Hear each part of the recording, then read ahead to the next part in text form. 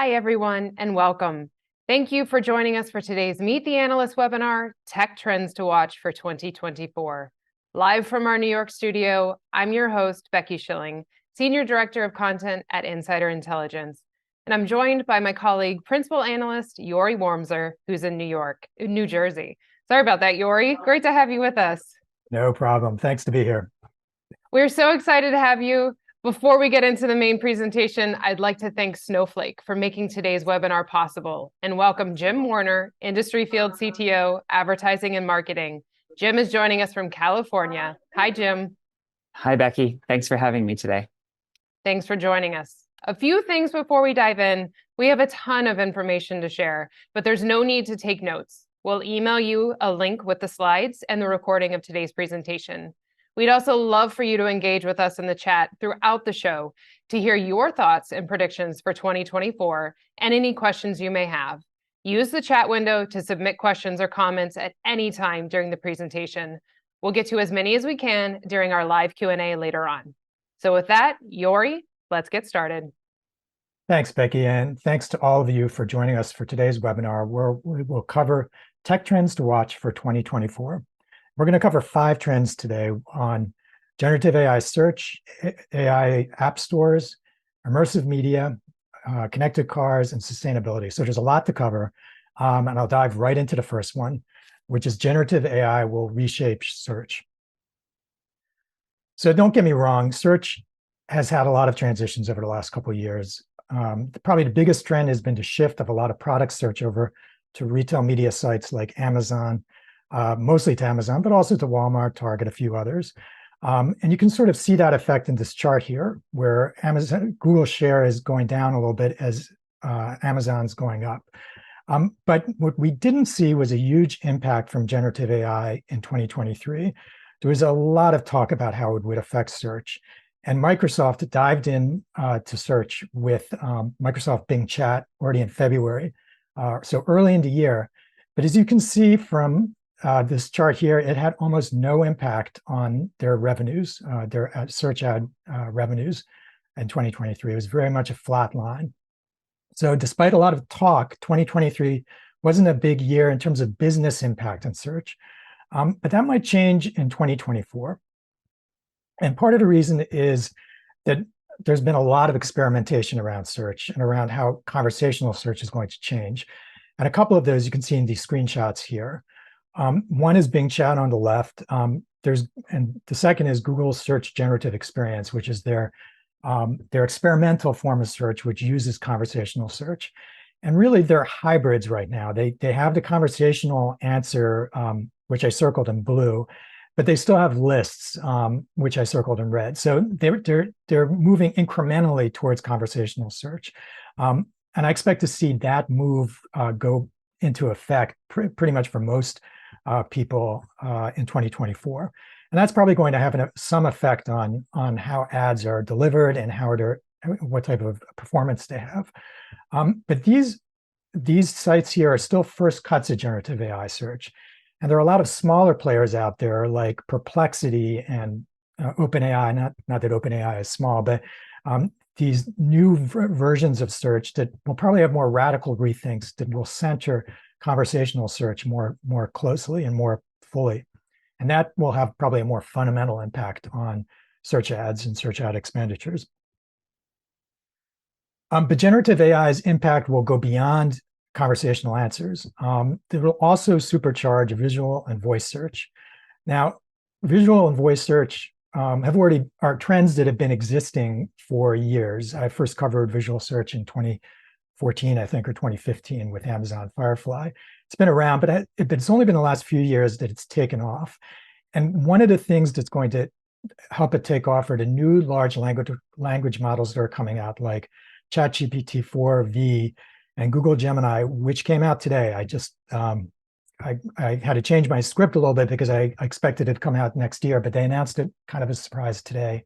And these are both multimodal models, meaning that they can process and generate not just text, but code and images and videos and voice and other types of media. So they're much more comprehensive types of models. And this should make visual search even more central to the search experience. To be clear, Google already has 12 billion views per month on its visual search tool, Google Lens. So it's coming from a fairly large base already. And there are other tools with Pinterest, Snap, Walmart, and others. But generative AI should take it to another level. And it can do that in a couple of ways. One, it can interpret what's in an image, not just identify what it is. So I saw someone take a picture of a New York City parking sign. I don't know if you've seen New York City streets, but they have 12 or 15 parking signs. And it's impossible to know whether something's legal or not. And someone asked, this was ChatGPT, if they could park there, and ChatGPT said yes. Now, I wouldn't necessarily trust ChatGPT with New York City parking fines, but the point is that there's much more interpretation you can do. And beyond that, there's also image manipulation. So let's say you take a picture of something you're interested in, a jacket. You can say, change its color or customize it in some other way, and then maybe order that customization if it's somehow connected on the back end. Or you can ask how a jacket looks on what you're wearing right now and sort of merge two pictures. Those are not available right now immediately within search, but that's something that could easily come within the next few months or years. So visual search will probably really get juiced by generative AI.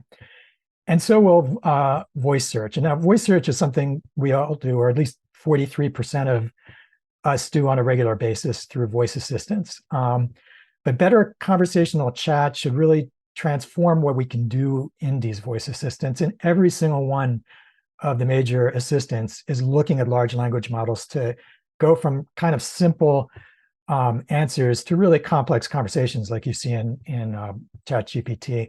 And in fact, as part of Gemini's release today, I saw that Bard is using Gemini. So Gemini, Google Assistant, and Bard are already, well, they're already moving in the direction of having a large language model. Siri should have it next year, as will Alexa. So all of these voice assistants are going to be much more effective and much more usable for search. And that will have a knock-on effect in that you'll see more search coming from new types of devices like cars or smart home hubs or TVs or your refrigerator.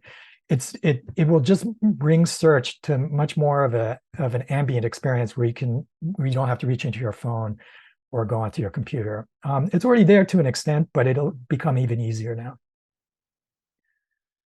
So based on this, we have a few predictions. So Google already faces a lot of challenges with product search shifting over to retail media sites, but it's a huge challenge for them to have their real main source of monetization, search, shift its model. And it's going to be a transformative year for them. We think they'll be able to adjust. They have a relatively loyal base. They're already experimenting with it, and they have top-notch language models, but it's not a given. But our guess is that they are going to adjust in 2024 with iterative models of advertising. Second, the fragmentation of search will continue. So these bots, things like Gemini or GPT-4 from OpenAI, have APIs that other apps can plug into, meaning that they can have a search on their sites. So you're going to see a lot more powerful search happen on social media sites, on retail sites, and on other type of sites. And that will continue to fragment search. And lastly, we think that the supercharged voice assistants will create new marketing media. So we'll see more advertising in cars and the smart home and elsewhere, in part responding to more powerful voice assistants. All right, so that was trend one. We're still going to stay on generative AI for trend two, which is that AI app stores will proliferate. And I just want to point out the quotation marks around app stores, because we think that's what we're calling them. The companies themselves aren't calling them that. They haven't really come out yet, but really it's the idea that they're these large chatbot platforms will start to have customized versions and tools and plugins that will enhance the experience in their own way and sell them in stores. So these platforms already have huge scale. We expect over 100 million consumers in the US alone to use generative AI chatbots in 2024, with ChatGPT alone being the leader with 77.2 million. These numbers were made a few months ago, so those numbers might even be higher now with some of the new large language models coming on. And there are several large platforms. You have Google Bard, Google Assistant maybe, Microsoft Copilot, Meta's AI characters. There are others as well, but all of these are these big AI bot platforms that have the potential to be customized. And you're already starting to see that happening. The first to pop up was OpenAI's ChatGPT plugins, which gave users the ability to juice it with new powers by letting it get information from existing programs. And if you look on the left, you can sort of see the thumbnail for Kayak and Wolfram, where Wolfram would let ChatGPT do math equations, and Kayak let you find airfares. So ways to extend just the base model, but I think what was more interesting, or let me just say that Google did kind of the same thing with extensions with Bard, but only with Google Media like Gmail or Outlook, not Outlook, Gmail or the calendar, so you could sort of tap that information in Bard. But I think what's more interesting are customized versions of the chatbots themselves that have a specific voice and can perform specific tasks. OpenAI announced last month that they're building a GPT store that will let developers build and sell specialized bots, which they call GPTs, that are customized to perform specific tasks. They're super easy to build. I built one just to do my research. You can have your own thumbnail for it. It's really super cool to build, super cool to use. Meta also is going in this direction with its AI characters, which have various different iterations of that core Meta AI bot. But the interesting thing is that OpenAI is going to let developers sell these customized versions, really turning it into a store. And I think you're going to see more of these stores out there. I think Meta is likely to do that with its AI Studio, with its AI characters. It's going to let third-party developers build them. TikTok apparently, or ByteDance, which is TikTok's parent is apparently building something similar. So these app stores are going to proliferate. I don't think there's any doubt that these generative AI chatbots will become important in the shopping journey and the path to purchase. And it's still a question how they're going to be important. I mean, one is these chatbots. So you could see people going to these destination bots, these destination platforms to look for things, and going to the different apps or bots or skills or GPTs, whatever they're called, to do specific tasks. Or you're going to see the shopping occur on retail sites where the chat bot is embedded within the site. Better chat within Amazon, better chat within Walmart, better chat within whatever retailer, or within social media. And it's a question whether, how consumers are going to tap those different chatbots for their shopping journey. My guess is it's probably going to be a combination of the two. And that's really the prediction. So our first prediction is the task-oriented bots will become targets for brand partnerships. And the reason is, if you have a bot that the task it performs is to look for deals or to look for specific types of products, and then be able to convert them, it would make sense for brands to get in on the action somehow. So we think task-oriented bots will become targets for brand partnerships, a little bit like influencers or creators are, being partnering with brands on social media. Second, we think Google will add third-party extensions to Bard. I think that's just a given at this point. I think Meta will as well with AI Studio. And third, AI bots on brand-owned sites will continue to thrive. So it's not an or in terms of the platform, but these generative AI search tools are going to change product search on Google. It's going to change it on retail sites, and it'll probably change it on some of these other search platforms. So the third trend I want to talk about is immersive media and how it will take a qualitative leap. And by immersive media, I mean AR and VR and mixed reality, which kind of mixes AR and VR. So several of new devices are going to revolutionize immersive media this year. Now the most obvious one is Meta Quest 3, because so that's Meta's successor to the Quest 2, which is essentially brought VR headsets to the masses. It sold tens of millions of units. Meta subsidized it, lost tons of money, but they were successful in getting a lot of people to use VR. Quest 3 is a qualitative, very large leap over Quest 2. Quest 2 came out in 2020. We expect Quest 3 to really increase the ability of people to make really immersive VR experiences, and more importantly, probably AR or mixed reality experiences, because it has a lot better capabilities, and there's a large enough audience that I think a lot of people will build for. The other device that I think is really important is Vision Pro. It's coming out in the first quarter. It's priced at $3,500. There's no way it's going to be a giant consumer hit at that price level. It's just too expensive. But what it's going to do, and I think Apple's goal is to get it into the wild, let early adopters play with it, let developers build for it, and that will lay the groundwork for a cheaper second generation of devices coming from Apple. But it's Apple, so even this, I don't know how to go, this gold tipped toe into the water will transform the mixed reality market. Just the innovation that will come from people working with it and other companies copying it, I think is going to have a big impact.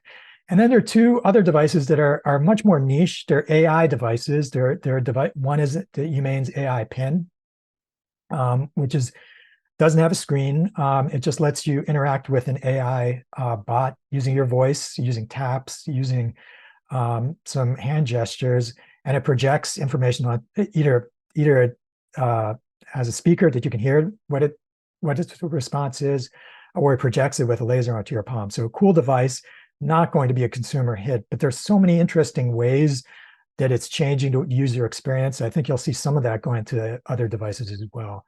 And the same is true of Meta's Ray-Ban 2 Stories, which are smart glasses, but as opposed to most smart glasses, it doesn't project information onto the screen. It uses speakers, and that speaker connects to Meta AI. So again, it's a device to connect you to generative AI. It'll provide information that you need. It can take pictures, it can analyze them. And in that way, I think it's the first smart glass that provides real power, but it's also very light because it doesn't use a lot of energy to project images onto your glasses. And I think that's going to have but a significant impact on how people conceive of smart glasses, and probably will bring them closer to reality.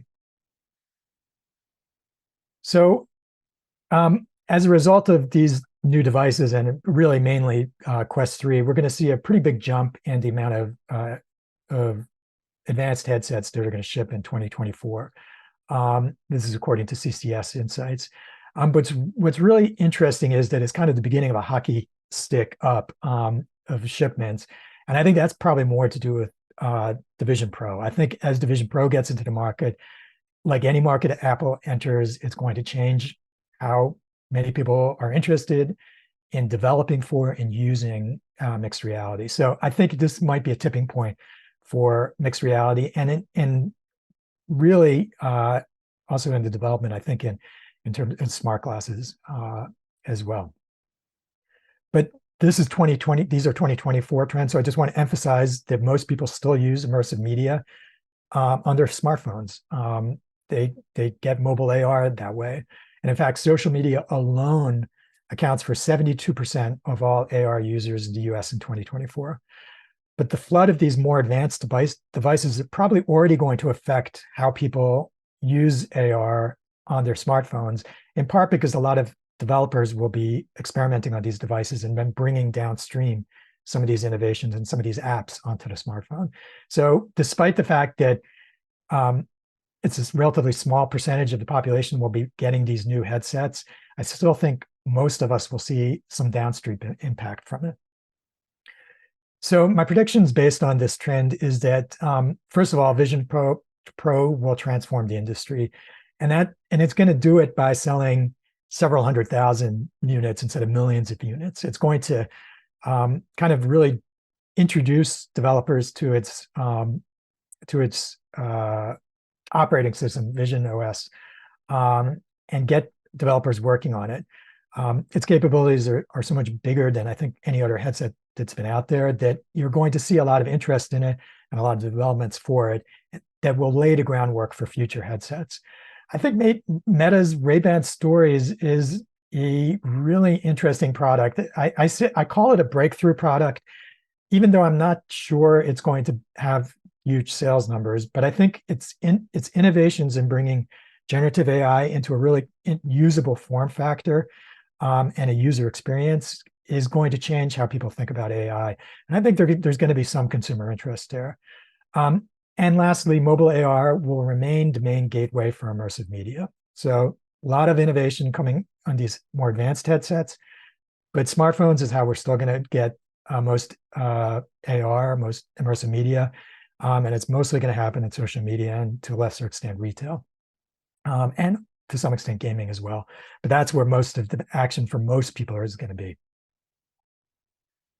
So that was trend 3. Trend 4 is about another connected device, the connected car. I know it's crazy to think of the connected car as just another connected device, but that's what it's become. Connectivity has gotten to the point where there are multiple screens in a car. People can play games in cars. As electric vehicles become more common, the electrical systems become more sophisticated. The control panels become more sophisticated. There's just a lot more happening in cars.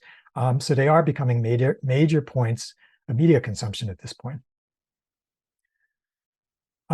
So there are a bunch of reasons why I think it's going to become more contentious, why I think the connected car is going to become more contentious. First, it's just the size of the audience. About 2/3 of US drivers will drive a connected car by 2025. So that's just a huge audience. Second, big tech and specifically Google and Apple have been really successful in getting a foothold in a car. And they've done that through Apple's CarPlay and Android Auto. They're both the main way right now that we get connectivity or media connectivity in cars. In fact, about half of connected car drivers right now connect pretty much solely to Apple CarPlay or Android Auto. And that share continues to grow. And third, car makers are fighting back by enhancing their own embedded systems. Embedded systems are those built-in systems that come with the car. They have now 66 million people in this country using them, but there's a big caveat. 85% of people with embedded systems still prefer CarPlay or Android Auto. So you have several systems right now kind of competing with each other. And at the moment, big tech, Apple and Google have the edge, but the car makers aren't super happy about that. So why should you care about it, or why should the car makers care about it? It's really care about this. It's really these 4 things. Data. First of all, data. The cars collect tons of data, ranging from where you're going, how you're, what are the via points you're going there, you're using to get there, what type of wear and tear your car has, which media you're watching while you're in the car, or what you're listening to in the car. All of this data is, and much, much more, is super valuable to the car makers, to all types of businesses. So that data is very important. Secondly, there's media. A lot of new media possibilities within the car. You already see it with Spotify and some videos in the back seat. That's just going to get a lot more in the coming years. New subscriptions too. So a lot of these services, whether they're media services or even features in the car, are open to subscriptions. So you have money there, money flowing there as well. And lastly, there are ad formats. As people play more games and watch more video in cars and listen to more streaming audio, there are new ad formats that are going to come. Now, streaming audio kind of already has it.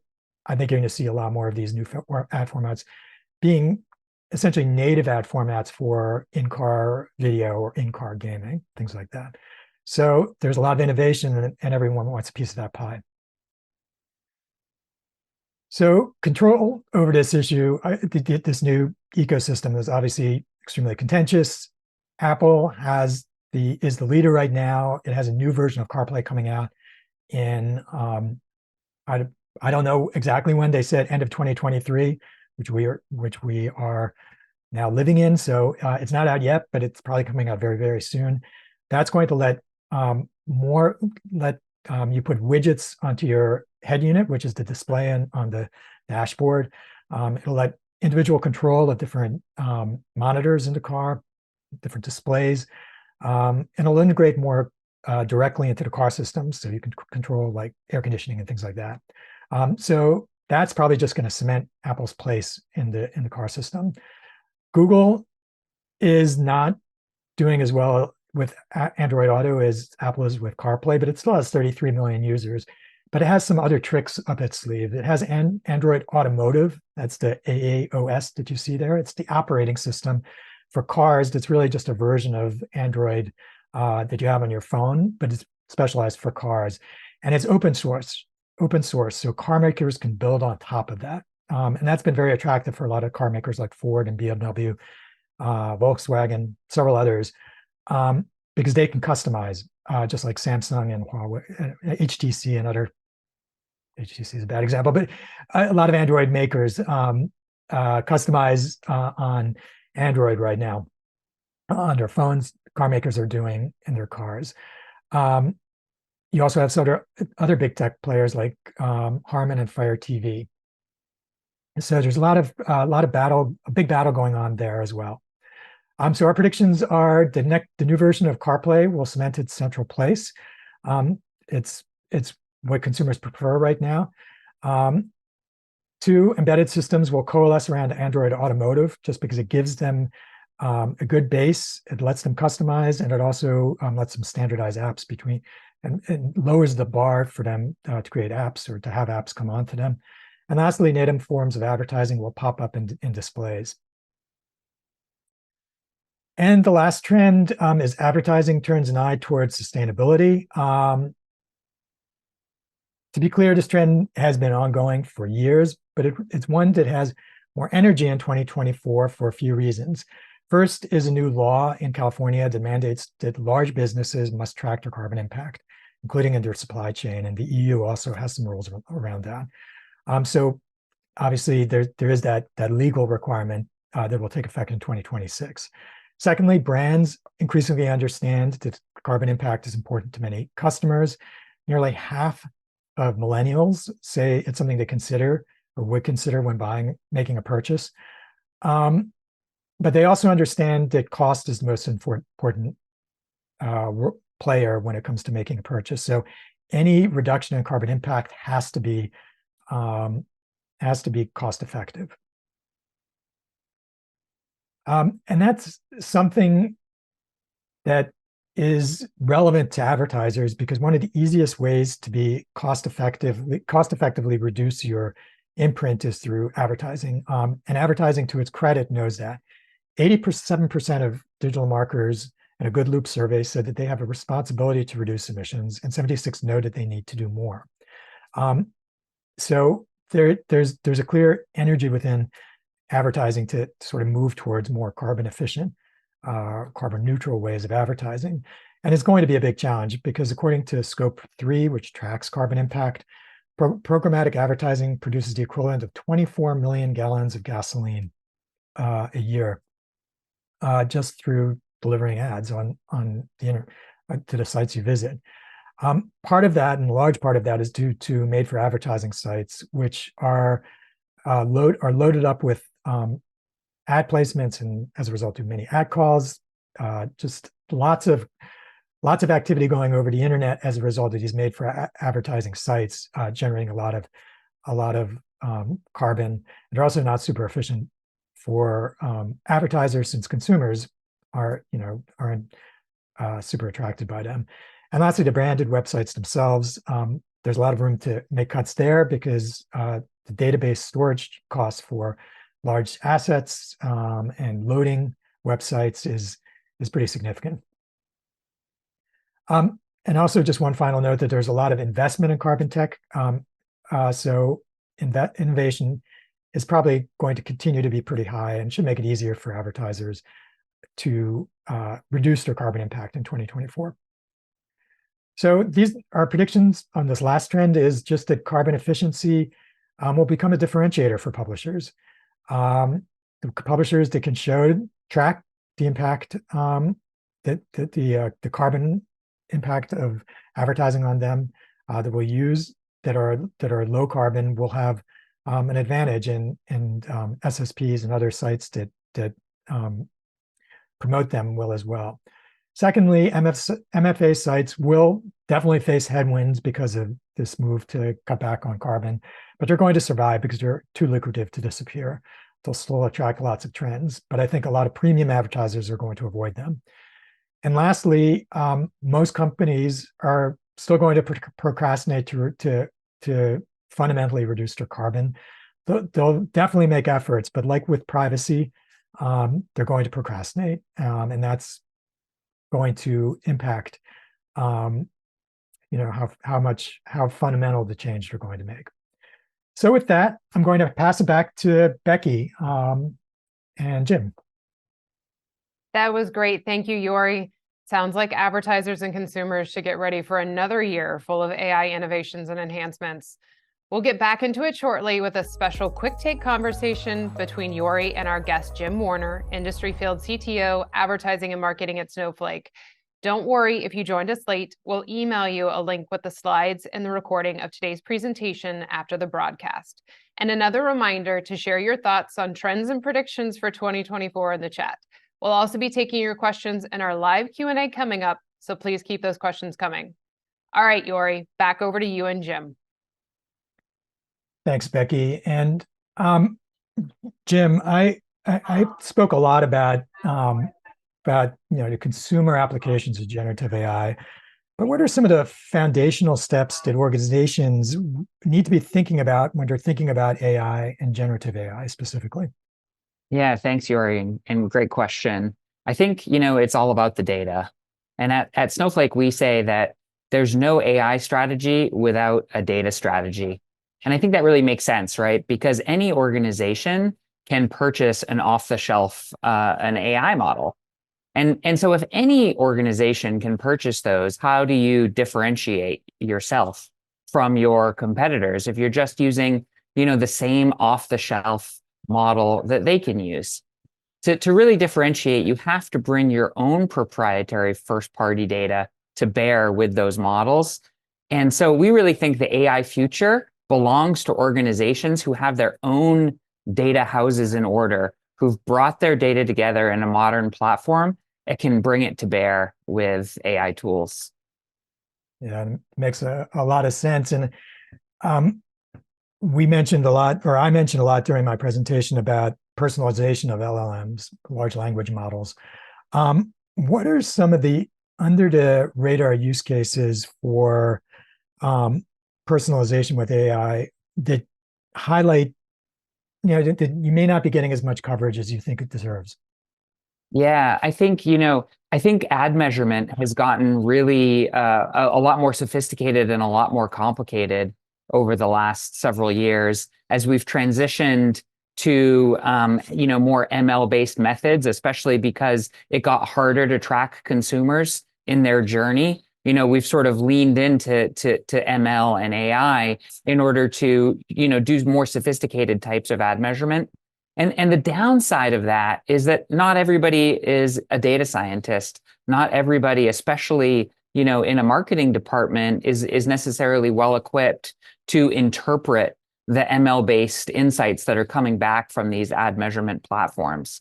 And so I think LLMs give us an opportunity to be able to ask questions about that ad measurement with natural language and get back an answer that kind of makes sense, that everybody can understand, whether they're a data scientist or not.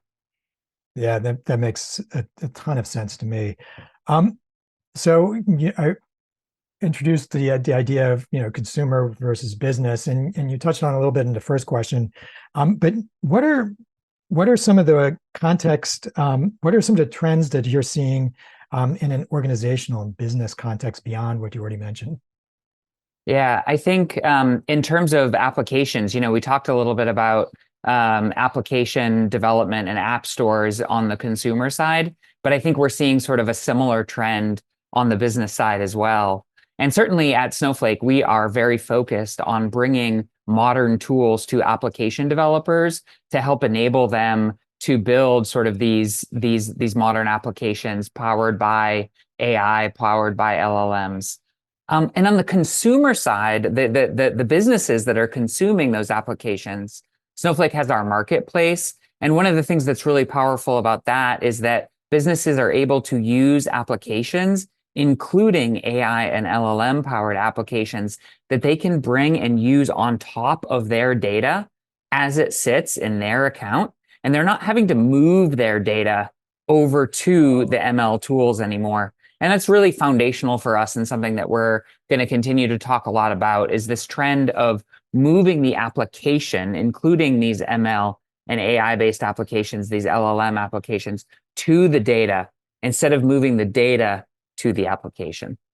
Yeah, I think that's such a fundamental insight that that these LLMs are going to go where the need is, and I think that's a great area where you just pointed out. The last question I have is just I produced 5 trends. What's one trend that I didn't mention that you think is going to be important? Yeah, great question. And I think, 2024 is the year that the third-party cookie is finally going to go away, right? And we've been talking about this for years. We've been preparing for it for years. But as you mentioned, so many organizations procrastinated when it comes to privacy. I still think there are going to be a lot of impacts. And we'll see how prepared everyone, really is as we hit 2024. But I think there are going to be some effects that none of us really anticipated. We've certainly seen major trends in ad measurement as people have moved from things like multi-touch attribution to techniques like media mix models and things like that. I think that's going to be really important in 2024. I think there's going to be winners and losers. I think there might be identity providers that do much better, others that do much worse. But I think, it would be a mistake for us to forget about privacy, to forget about the loss of the third-party cookie and, the focus on first-party data that's brought to us.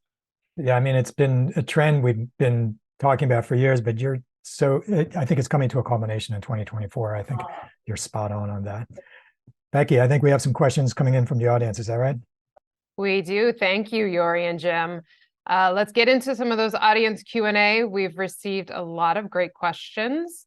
Let's start with our first one, which, Yory, I'm going to pose to you. What will be the biggest impact of generative AI in MarTech and analytics? I think Jim actually alluded to this already. I think you can bring generative AI to the analytics and to the analysis. So you don't have to have, advanced statistical skills anymore to really analyze some of the data.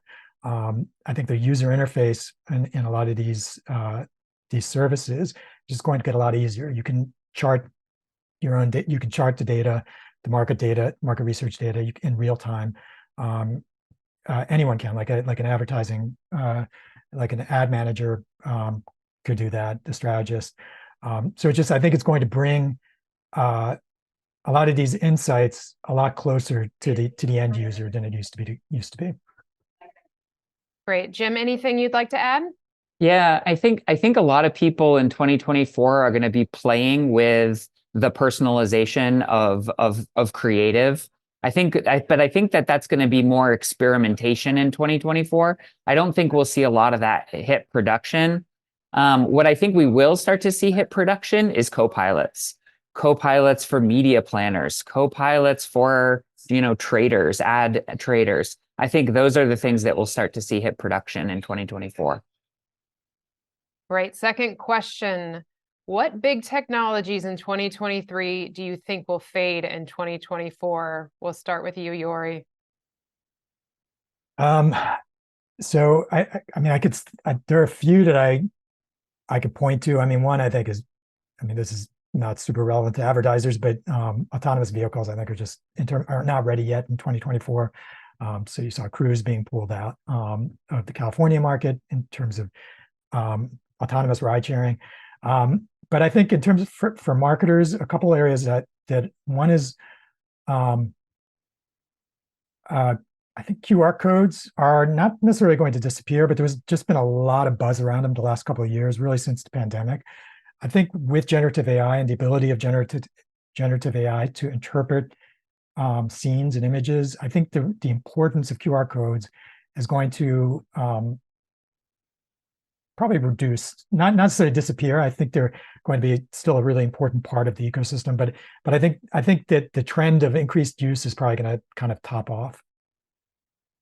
Great. A question from the audience about consumer sentiment. We've seen some negative consumer sentiment. Is that going to restrict AI to operational rather than consumer-facing applications? We saw yesterday, I believe it was, that there was a lawsuit against Old Navy's chatbot. Anything that you can give us some insight into on that one, Yory? Yeah, I mean, in terms of, I mean, it goes back to what Jim was talking about earlier. The Old Navy, as far as I know, that lawsuit was about using the data that comes from conversing with a chatbot. So it's basically under wiretapping laws. So I think one of the areas that will hinder generative development of these tools is privacy rules and restrictions on how much, how they're training the data. They're going to have to be a lot more explicit with the fact that the data is being used to personalize the bot for you, and if it's okay. So I think that's going to be a big impact in terms of consumer sentiment. I think there's just a lot of interest in it right now. 2024, I think it's up to the developers to come up with applications that really tempt users. I don't think the economic situation is going to hinder that. I think it's more just like, what are the tools out there and will they attract consumers? And this question dovetails a little bit on what you were just touching on. In your point of view, how might the ongoing dialogue on AI ethics shape public perception and acceptance of AI tech in the near future? We'll pose that to both of you. Jim, do you want to start? Sure. I mean, I think it's a really important topic, and I think it's definitely gonna take some time for all of that to play out. But I do think that we don't get to stop worrying about data governance, data privacy, and all of those important topics just because we're in a Gen AI world. Yory, anything to add? No, I mean, I think that's it. It's just privacy is an ethic. The ethics not only around privacy but around bias. And some of these chatbots, I think, is going to have to be top of mind. And anyone using generative AI has to be very careful that not only to protecting privacy of the data that they're picking up, but also respecting copyrights and also not these bots not having biases, which they are very prone to do. One other question for you, Yory. Let's start with an audience member asked, can you expand on how visual search may replace QR codes? And are there any security issues with that? Yeah, so I mean, as visual search gets better, so the big advantage of QR codes is it takes you to a specific web page. You get first-party data as someone who has who's presenting the QR code. With visual search,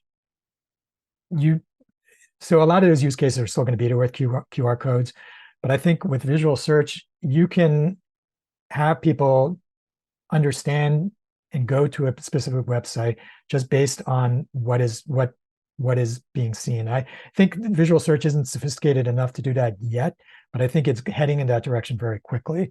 So in effect, it'll identify the context well enough that you can get an option to jump to a specific product, for instance, or to get more information about a specific product instead of having to scan in a code. So I think that's the way I think that visual search might, in the midterm, replace QR codes. All right, we have time for one more question, and Jim, it's for you. Jim, you talked about how important it is to have your data in order to take advantage of the large language model revolution. What happens when you don't have the data? Yeah, and Becky, I don't think there's any marketer out there who feels like they have all the data that they need, right? And I don't think they thought they had all the data that they needed before Gen AI, and I don't think they have all the data they need now. And so it's still really important for a lot of companies and marketers to collaborate on data. And I think there's going to be really exciting LLM applications that happen when two organizations bring together their data. And I think about, media companies that have, characters that could be generated, in collaboration with a, retailer about favorite products, right? So you could see one of your favorite characters wearing one of your favorite products, right? So I just think there's a lot of amazing applications that can come when two organizations can share their data in a secure, privacy-friendly manner. So I think, just because we're in a Gen AI world doesn't mean that data collaboration through things like clean rooms and the like are, those things are still really important. Yeah, and I agree totally with that. I one of the trends I had last year was the clean rooms, the integration between different clean rooms, and the data going into clean rooms is just going to take off in 2023. And I think it did, but it's an ongoing story. And I really think it's going to be big in 2024 as well. Another trend for us to keep our eye on. That's all we have time for today. Thanks again to Yory for joining us, and a very special thanks to Jim and the team at Snowflake. Our Studio II crew and the eMarketer production team also deserve a huge thank you for making this webinar possible. Before we wrap up, let me take a moment to tell you what's happening across eMarketer's media channels.